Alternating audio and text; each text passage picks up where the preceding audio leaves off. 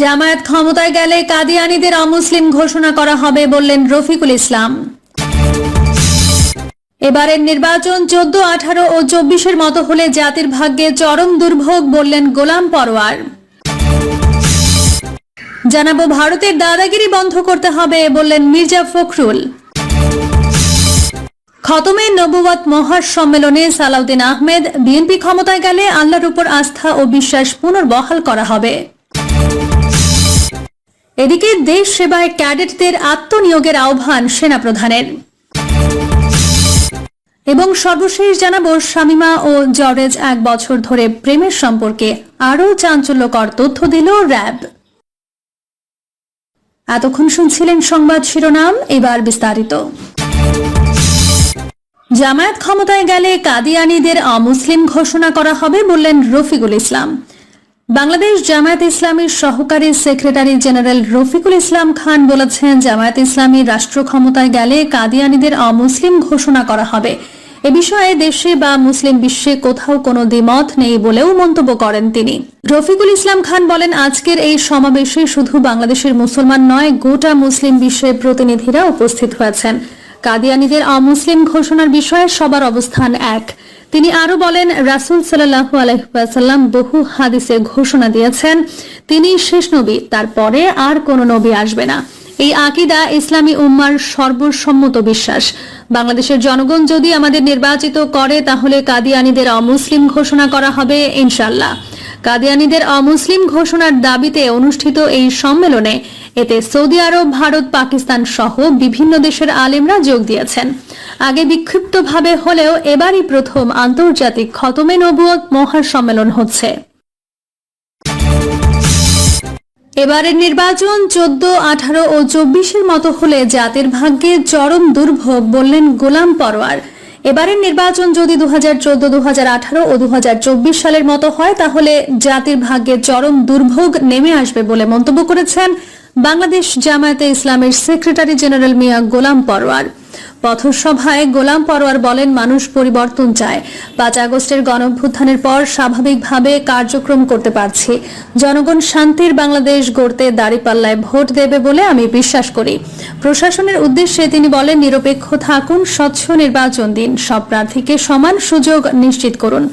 জামায়াতের সেক্রেটারি বলেন, অতীতে রাজনৈতিক পক্ষপাতমূলক কাজে জড়িত বহু পুলিশ কর্মকর্তা পরে আইনি জবাবদিহির মুখে পড়েছেন। অন্যায় করলে কারো পালানোর পথ খোলা থাকবে না। তিনি দাবি করেন, নতুন প্রজন্মের মধ্য থেকেই পরিবর্তনের ধারা শুরু হয়েছে। নির্বাচনে কালো টাকার প্রভাব বন্ধের আহ্বান জানিয়ে জামায়াতের এই নেতা বলেন, যারা শত কোটি টাকা খরচ করে নমিনেশন নিচ্ছে তাদের উদ্দেশ্য সৎ নয়। তারা নির্বাচিত হলে দুর্নীতি বাড়বে। 0 পয়েন্ট থেকে শুরু হওয়া এই শোভাযাত্রা গুটুদিয়া, ডুমুরিয়া, খোরনিয়া, চুকনগর সহ বিভিন্ন এলাকা ঘুরে শিরোমণি শহীদ মিনার চত্বরে শেষ হয়। পথ জুড়ে গ্রামবাসীরা হাত নেড়ে পরোয়ারকে শুভেচ্ছা জানান, আর নেতাকর্মীরা দাঁড়িপাল্লা প্রতীকের স্লোগানে মুখর করে তোলেন পুরো এলাকা। ভারতের দাদাগিরি বন্ধ করতে হবে বললেন মির্জা ফখরুল। বিএনপি মহাসচিব মির্জা ফখরুল ইসলাম আলমগীর বলেছেন, বাংলাদেশের স্বার্থ রক্ষায় ফারাক্কা ও তিস্তা সহ সকল পানি বন্টন ইস্যুতে বিশেষ গুরুত্ব দেওয়া হবে। তিনি ভারতের সঙ্গে সম্পর্কের ক্ষেত্রে দাদাগিরি বন্ধ করারও দাবি জানান। মির্জা ফখরুল বলেন, আমাদের দেশের স্বার্থ আমাদেরই দেখতে হবে। বিএনপি যদি জনগণের ভোটে দায়িত্বে আসতে পারে, নিঃসন্দেহে ফারাক্কা ইস্যু, তিস্তা এগুলোয় বিশেষ গুরুত্ব দেওয়া হবে। ভারতের সাথে সম্পর্ক প্রসঙ্গে তিনি বলেন, আমাদের প্রতিবেশী দেশ ইচ্ছে করলে আমাদের সঙ্গে সুসম্পর্ক বজায় রাখতে পারে। আমি মনে করি যুদ্ধের সময় তারা আমাদের সহযোগিতা করেছে, সেই হিসেবে আরো বেশি করে বাংলাদেশকে সহযোগিতা করা দরকার। তিনি বর্তমান সরকারের সমালোচনা করে বলেন, দুর্ভাগ্যজনকভাবে গত সরকারের সময়ে উল্টো তারা আমাদের চেপে ফেলেছে, সব নিয়ে গেছে, বিনিময়ে আমাদের কিছুই দেয়নি। এটা আওয়ামী লীগ সরকার, হাসিনা সরকারের ব্যর্থতা। বিএনপি নেতা আরো বলেন, আমাদের কমিটমেন্ট, আমরা কমিটেড, এটা আমাদের রাজনীতি। এখানকার পানির হিস্সার সীমান্তে হত্যা, আমাদের ব্যালেন্স অফ চেইন ঠিক করা, এগুলোই আমরা বেশি গুরুত্ব দিতে চাই। প্রতিবেশী দেশের সাথে সম্পর্ক হবে সমতার ভিত্তিতে, তবে আমাদের ওপর ভারতের দাদাগিরি বন্ধ করা, এটা আমরা চাই। তিনি বলেন, বিএনপিতে বিভেদ সৃষ্টি করার চেষ্টা করছে একটি দল, এর মধ্য দিয়ে তারা রাজনীতিতে ফায়দা নিতে চায়। খতমে নবুয়ত মহাসম্মেলনে সালাউদ্দিন আহমেদ। বিএনপি ক্ষমতায় গেলে আল্লাহর উপর আস্থা ও বিশ্বাস পুনর্বহাল করা হবে। বিএনপির স্থায়ী কমিটির সদস্য সালাউদ্দিন আহমেদ বলেছেন, বিএনপি ক্ষমতায় গেলে রাষ্ট্র পরিচালনায় মূল নীতিতে আল্লাহর উপর আস্থা ও বিশ্বাস সংবিধানে পুনর্বহাল করা হবে। শনিবার বেলা 12টার দিকে রাজধানীর সোহরাওয়ার্দী উদ্যানে আন্তর্জাতিক খতমে নবুয়ত মহাসম্মেলনে তিনি এই কথা বলেন। তিনি বলেন, আমরা মুসলমান, আমরা লা ইলাহা ইল্লাল্লাহু মুহাম্মাদুর রাসূলুল্লাহ এ বিশ্বাস করি। সম্মেলনের দায়িত্বশীল মাওলানা মুহিউদ্দিন রব্বানী জানান, কাদিয়ানীদের অমুসলিম ঘোষণা এবং খতমে নবুয়তের পবিত্র আকীদা রক্ষার দাবি নিয়ে আয়োজিত এই মহাসম্মেলনে অংশ নিয়েছেন বিভিন্ন দেশ থেকে আগত শীর্ষ আলেমরা। দেশ সেবায় ক্যাডেটদের আত্মনিয়োগের আহ্বান সেনাপ্রধানের। জয়পুরহাট গার্লস ক্যাডেট কলেজে সাবেক ক্যাডেটদের 3 দিনব্যাপী প্রথম পুনর্মিলনী 2025 অনুষ্ঠিত হচ্ছে। শুক্রবার পুনর্মিলনের দ্বিতীয় দিন জমকালো আয়োজনে উদযাপিত হয়। এতে প্রধান অতিথি ছিলেন সেনাবাহিনী প্রধান জেনারেল ওয়াকারুজ্জামান। সেখানে সেনাপ্রধান তার ভাষণে কলেজের বর্তমান এবং সাবেক ক্যাডেটদের দেশ সেবায় আত্মনিয়োগ করার আহ্বান জানান। আন্তঃবাহিনী জনসংযোগ পাঠানো এক সংবাদ বিজ্ঞপ্তিতে এই তথ্য জানানো হয়। প্রধান অতিথি হিসেবে সেনাপ্রধান জয়পুরহাট গার্লস ক্যাডেট কলেজে উপস্থিত হলে তাকে অভ্যর্থনা জানান সভাপতি, ক্যাডেট কলেজ পরিচালনা পরিষদ ও অ্যাডজুট্যান্ট জেনারেল, বাংলাদেশ সেনাবাহিনী জিওসি 11 পদাতিক ডিভিশন ও এরিয়া কমান্ডার, বগুড়া এরিয়া কলেজের অধ্যক্ষ, সভাপতি, association of Joypurhat ex cadets ও অভ্যাগত অতিথিরা।